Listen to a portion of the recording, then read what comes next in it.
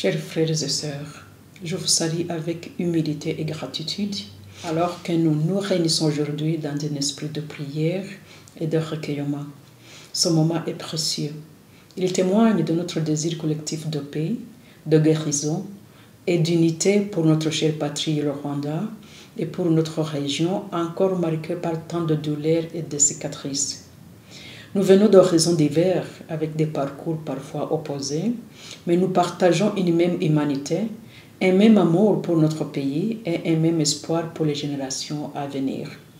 Il est donc essentiel de toujours nous rappeler que l'opposition, lorsqu'elle est guidée par la sagesse et le sens de responsabilité, n'est pas là pour diviser ou détruire.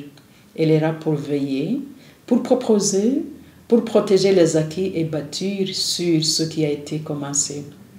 Elle est une pilier fondamentale de toute démocratie vivante. J'invite donc toutes les forces de l'opposition à s'unir avec courage et lucidité pour devenir ensemble l'espoir du Rwanda de demain. Mais pour que ce rôle soit pleinement porteur d'espérance, il faut de l'humilité. L'humilité d'écouter avant de parler. L'humilité de reconnaître que la vérité n'est jamais l'apanage d'un seul cas. L'humilité surtout d'accueillir la souffrance de l'autre, même quand elle semble contredire la nôtre. Cette écoute mutuelle, sincère et patiente, est la première pierre d'une unité véritable, celle qui se construit sans force ni contrainte, mais avec le cœur et la conscience. Nous devons travailler ensemble à développer un capital social fort, essentiel pour parvenir à une véritable réconciliation et favoriser une unité durable au Rwanda.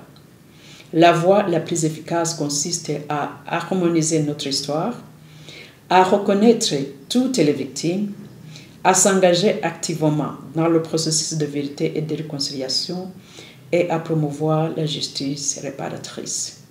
L'objectif est de répondre aux griefs historiques non résolus et de rassembler les Rwandais dans une véritable unité, sans force ni contrainte, mais par la compréhension et la guérison. Notre histoire est complexe, souvent douloureuse, mais nous ne devons pas rester prisonniers d'elle. Elle peut devenir plutôt un pont si nous acceptons de l'assumer ensemble, de la regarder en face, de la pacifier par la vérité et la justice réparatrice.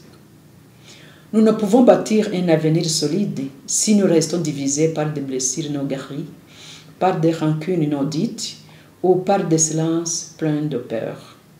Je vous invite donc, dans cet esprit de prière, à renouveler votre engagement pour une opposition constructive, porteuse d'espoir et de respect, à être des artisans d'unité et non des marchands de colère, à poser les fondations d'une nation réconciliée, capable d'offrir aux générations futures une patrie où il fait bon vivre ensemble malgré nos différences. Que cette rencontre soit un moment de renaissance intérieure, de paix profonde et d'inspiration pour poursuivre notre combat commun, celui de la dignité, de la justice et de l'unité nationale. Merci.